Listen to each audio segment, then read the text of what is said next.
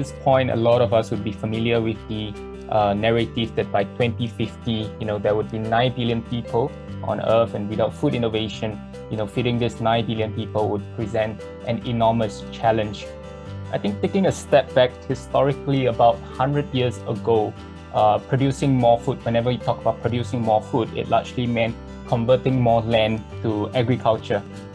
Sometime in the mid-1900s, following the introduction of fertilizers, it was also possible then to increase productivity on the same land. I think this is widely known as the Green Revolution and had been the main increase in production since the 1940s. Had this increase in yield not been achieved, almost 3 times more land would have been required to produce the same amount of crops to sustain the present population. But here's the challenge. You see, intensification by these methods have come at a cost to our environment. We're talking about deforestation, soil erosion, pollution, climate change, and all these costs would simply be too great to be implemented in the same way for future production.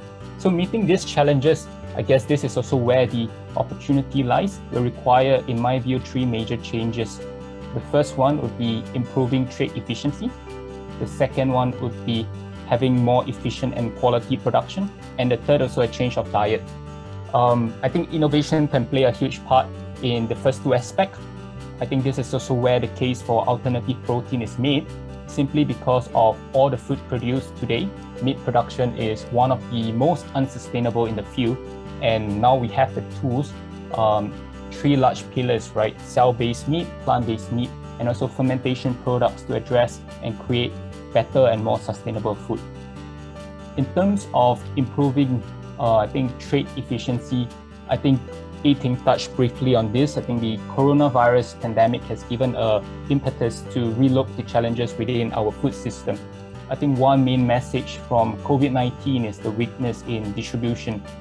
You see, even without a global virus, the supply chain itself suffers a huge loss overall. We waste or lose about 1/3 of all our produce through pest, harvesting, storage, transportation. Simply, by bringing it from the farm to the fork, we are losing 30% of all the food that we produce. So imagine this, you're preparing dinner for 3 people, 3 plates of dinner, but just before serving them, you toss 1 plate right into the trash. This is the severity of food waste today. I think another challenge pertaining to distribution is that food is also not distributed evenly. If you look at the world today, there are more than 2 billion people who are overweight or obese, but on the other hand, there are more than 800 million who are underweight or malnourished. So I think looking at these few aspects in our food system, I think this also presents massive opportunities for innovation to take place in supply chains and for investments across our food systems.